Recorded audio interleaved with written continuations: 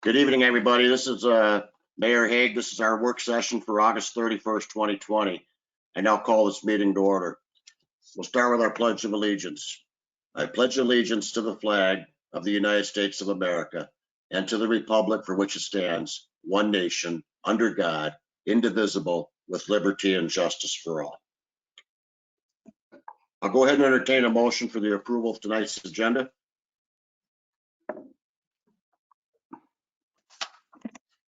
Fabulous, so move. Krogman Thank you, second. sir. Sorry.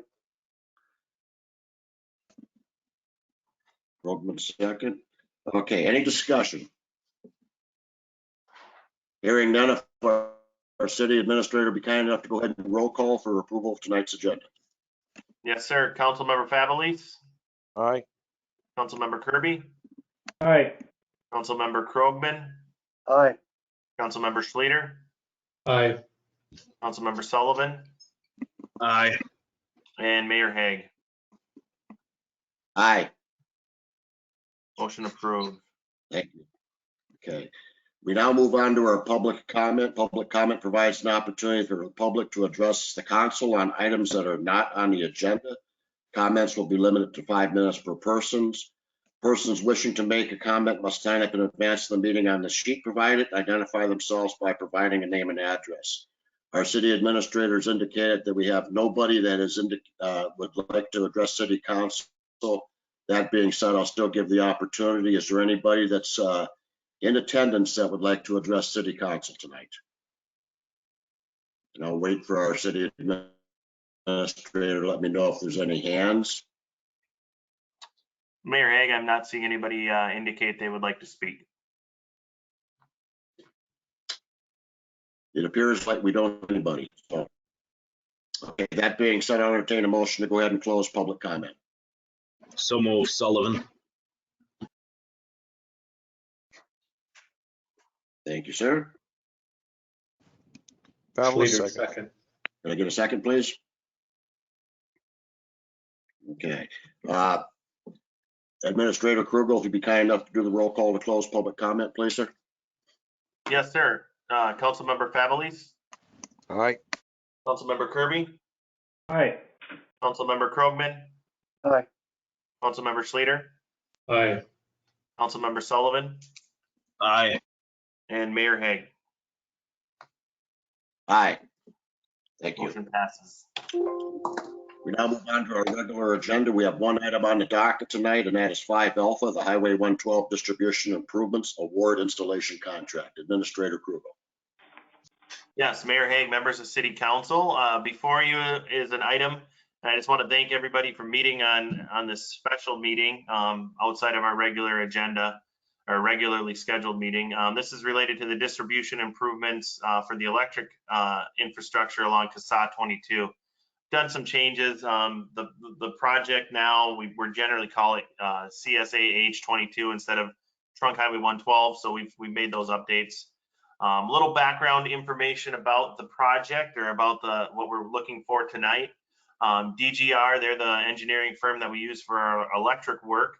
They went out for bids to install the underground electrical improvements along CSA 22 in the South Elmwood area. During that process of letting those bids, no bids were received. We reached out to our new legal counsel, Mike Corey, asking him what the proper procedure is for this, because state statute doesn't really speak to when you don't receive bids. But following legal counsel, staff solicited direct quotes for the project, and staff is really DGR who did that.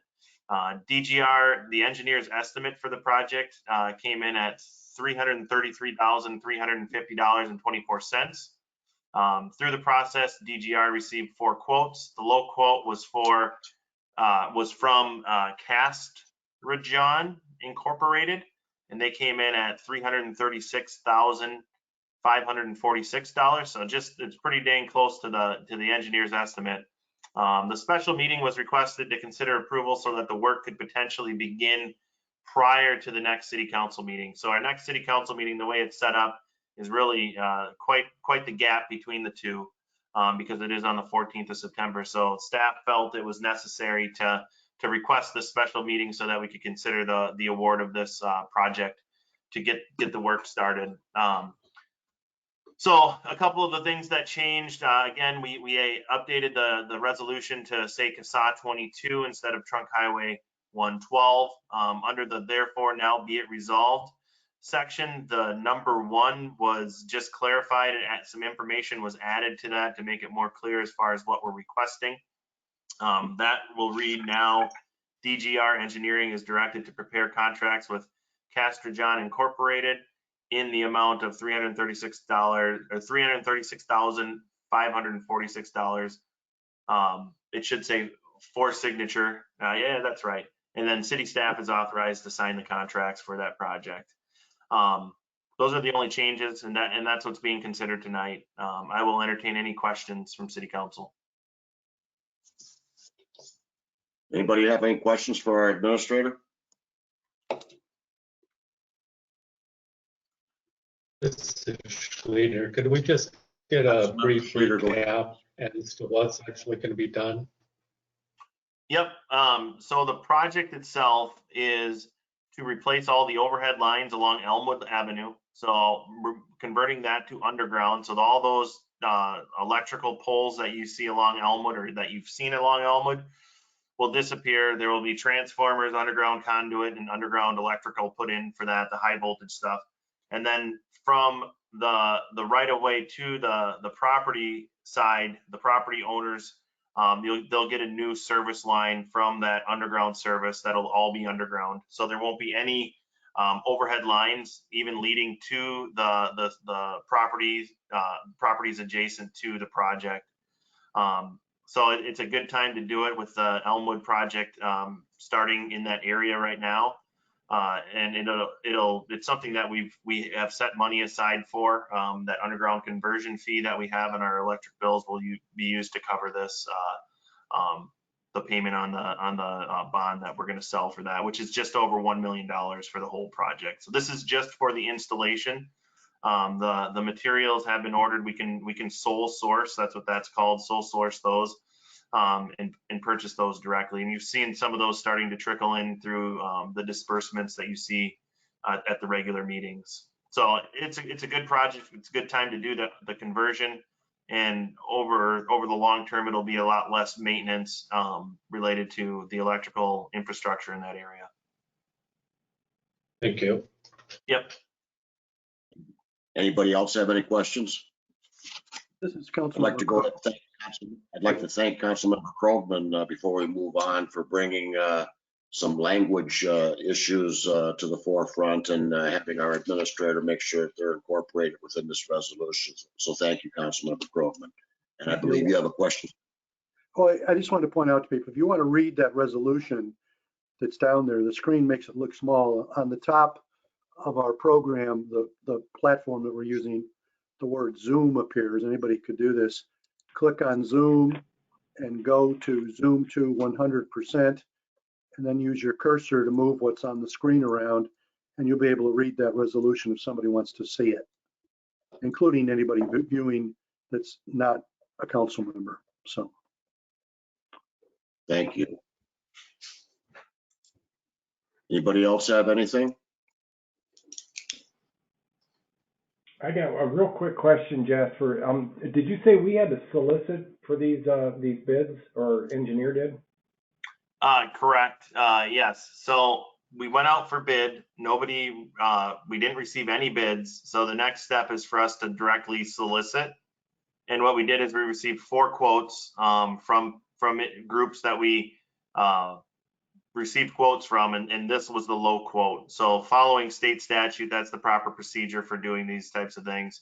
I think one of the items identified, and maybe the groups were maybe a little skeptical to bid on, was we had both high voltage and low voltage work included in the bid package. Now that's still included in this package, but I think we maybe clarified it a little bit better with the general contractor as far as what was required with some of the low voltage work.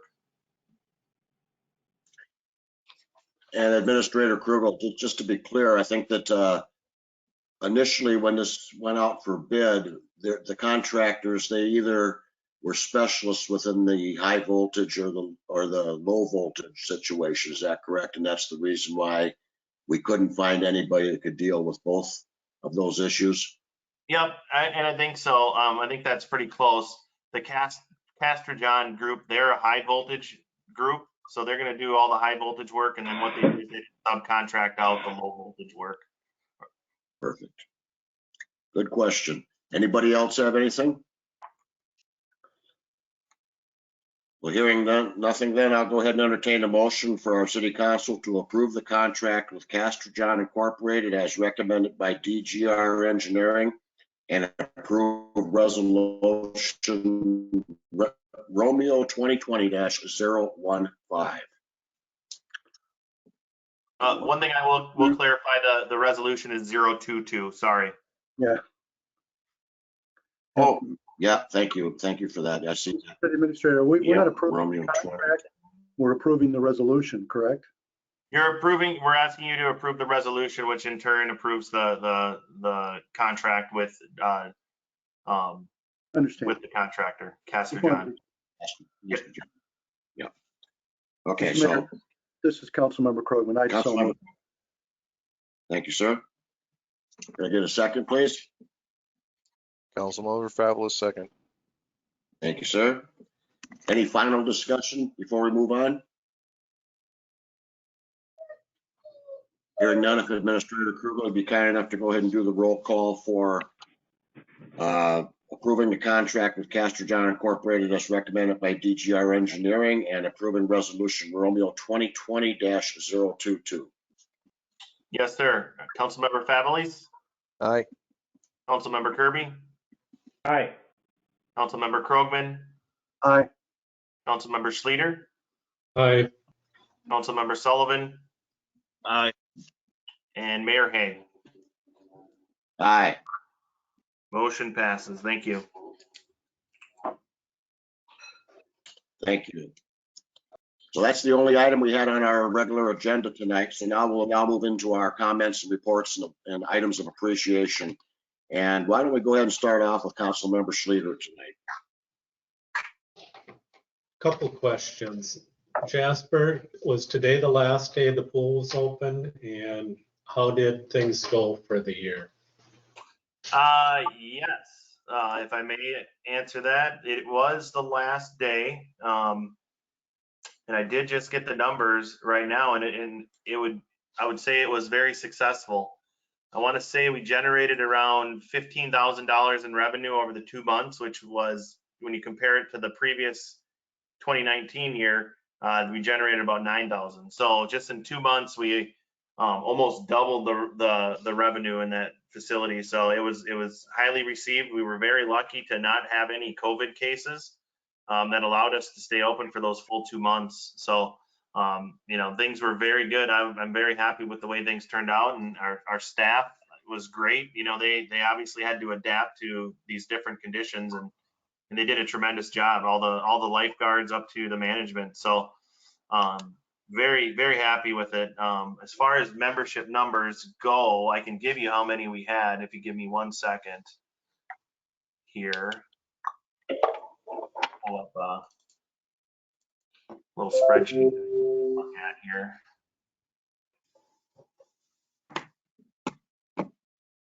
But we had a total of, and this doesn't obviously include today, but up to last Friday, we sold 30 single season passes, and we sold 119 family passes, and we sold 772 day passes. So all of those numbers generated $15,652 in revenue. And it'll be a little bit higher after we compile this week's or Monday's or today's and the weekend's numbers. So very successful in my opinion, and hopefully we can build off that for next year. And the support from the community continues into the community center, fitness center, because that opens up tomorrow as well, along with the racquetball in the gym. So yeah, hopefully we can continue to see that support from the community moving forward. Thank you. You covered my second question in your answer. Oh, thank you. Thank you, Councilmember Schluter. Councilmember Favelis. Yeah, I just want to put a shout out to how fantastic Ferry Street looks. It's nice to be able to drive up that street and still have your fillings in your teeth in your head. The sidewalks and the sod look fantastic. It's nice to see people out and walking and enjoying it, which is, really why we're doing this is to maintain, upgrade, and recreate what's been falling apart for years. That being said, thank you to staff, the engineering, the contractor, city council, mayor, everybody that's been involved in this project, which has been very long going. And it takes all of those parts to make that work. So this is good. Next, we have an RPAC meeting for tomorrow. And in that, probably one of the biggest parts of news in that is that Cormac Dunning has stepped down from the position and as chair and in RPAC. So we will be looking for a new chair position in there. And that's what I got. Thank you, Councilmember Favelis. Administrator Krugel, with that information regarding Mr. Dunning, are we soliciting input from the community for potential membership with the RPAC?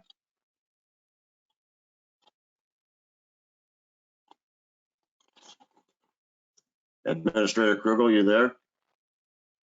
Sorry, I muted myself there and I had to unmute myself. So you will see some social media posts about our vacancies this week. We do have some vacancies related to CPAT as well that we're continuing to solicit for, but we're not receiving any applications. So if you know somebody interested, have them fill out an application and we can get CPAT rolling again. And that's the Comprehensive Plan Action Team. Thank you. Councilmember Sullivan. Had a transit meeting last week. It was a special meeting just because there was a deadline on the grant application to the Department of Transportation. So we did gave permission to apply for grants for 3 buses for the 2021 grant year. So we should be hearing back by this fall and potential delivery of up to 3 buses next year. So we hope to get that and then just RPAC tomorrow night.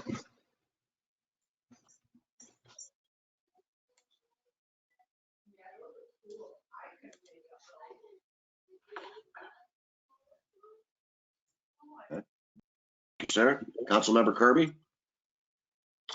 Councilmember Kirby, I don't have much tonight. I just want to reiterate what Johnny Favelis mentioned about the Ferry Street 4th. It's a real delight to stroll and drive down those streets. So thanks again to took some great work there. That's all I got. Okay, thank you, Councilmember Kirby. Councilmember Krogman. Yes, the only thing I have is that the Airport Commission will be meeting at 4:30 on the 9th. That's Wednesday of next week. That's all I have. All right. Thank you, sir. And I don't believe we have any of our directors with us tonight, so I'll turn it on over to our Administrator Krugel. Sir, do you have anything for the community? No, I'll just second that having Ferry Street open is great. It's the timing of it was built into the contract, so it'd be open when school started. So it's great and it looks great. Bridge Street, I heard back from the city engineer, and that should be open in 2 weeks is what the plan is. So you should be able to get up Bridge Street from the downtown area here by mid-September. So that's all I have. Administrator Krugel, if you'd be kind enough one more time to kind of give us a little bit of a history in regards to what we can expect after these first 2 phases of the CSAH 22 project. What construction is going to be remaining for the community and what's going to be still held up until next year when the final portion of the of the project is complete. I know that we are going to have some issues on Elmwood for moving on into the fall, but is there anything else that you could share with the community? Yeah, so generally speaking, Elmwood will be paved with the first lift of asphalt, which is the first 2 inches. That'll get paved up to basically where where LaBelle's is. So if you know where LaBelle's is, it should be done to there. Then in 2021, everything south of LaBelle's will be done. In 2021, everything from the intersection of Ferry and Elmwood will be completed, and going up to Kingsway. And then also the section of road on Commerce Street or CASA 22, kind of the north end of it from 169 all the way to the area where they stop basically a block short of Main Street and Bridge. So that'll all be completed. So the disruption isn't over with yet, but we're getting pretty close. Some of these like reclamation projects that you'll see by the school on Ferry and on Commerce Street, they won't take as long, but it is a pretty large stretch on both of them. And keep in mind that some of that stretch on Commerce is not going to be done. Some of the stuff that's in better shape. I'm trying to remember what the intersection, if it's Market Streets to the north, and then from Market to Swan, I believe is going to remain what it is. But I'd have to look. That's going from memory. I'd have to look back at the plan. So there will be some continued work, but Elmwood South, that'll be done to LaBelle's, and then everything else down to County Road 115 will be completed next year. I did hear back from the contractors. They are about 3 weeks ahead of schedule, but they likely won't go into the future phases because of materials not being available to start some of those new sections. So they've had a very good year so far as weather goes to work. And just to be clear, regarding this construction project, there'll be an update made to our social media and also to the city website, so the community can go ahead and reference that, correct? Correct. Yeah, we do weekly updates to social media, and then the project page gets weekly updates as well. So we try to keep everybody informed as far as where the project goes. If you want to go back and look at the timeline, you can go back and look at past posts and the most current posts if you'd like on that project website. Thank you, sir. Appreciate that update. Well, that's all for tonight. I'll go ahead and entertain a motion for adjournment. Fabulous, so move. Sullivan second. All in favor? Aye. Aye. Everybody have a great couple of weeks here, and we'll see you again on the 14th of September, and keep up the great work. Thank you for all your hard efforts. Have a good evening. Thank you. Yeah. Have a good night.